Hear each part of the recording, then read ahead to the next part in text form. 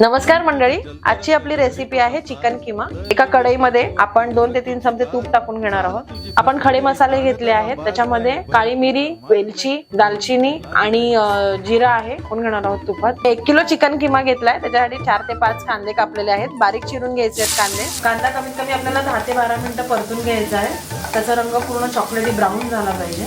कांदा आपला होत आलाय, आपण आता त्याच्यामध्ये आलं लसूण पेस्ट टाकून घ्यायची आहे। 2 ते 3 मिनिटं छान भाजून घ्यायचं। 4 ते 5 मिरच्या बारीक चिरून टाकायच्या आहेत। 3 टोमॅटो मी बारीक चिरून घेतले।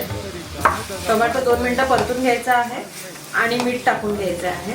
1 ते 1.5 चमचा मीठ टाकायचं आहे। टोमॅटो शिजण्यासाठी झाकण देऊन 5 मिनिटं ठेवायचं आहे।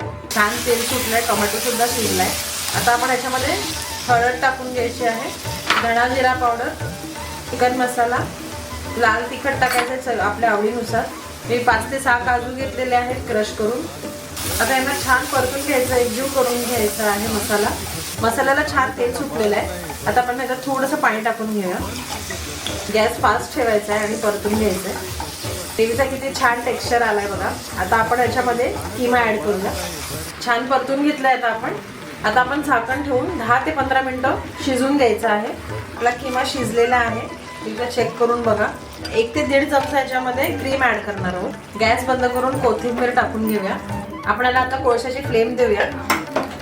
रेडी आहे आपला चिकन किमा।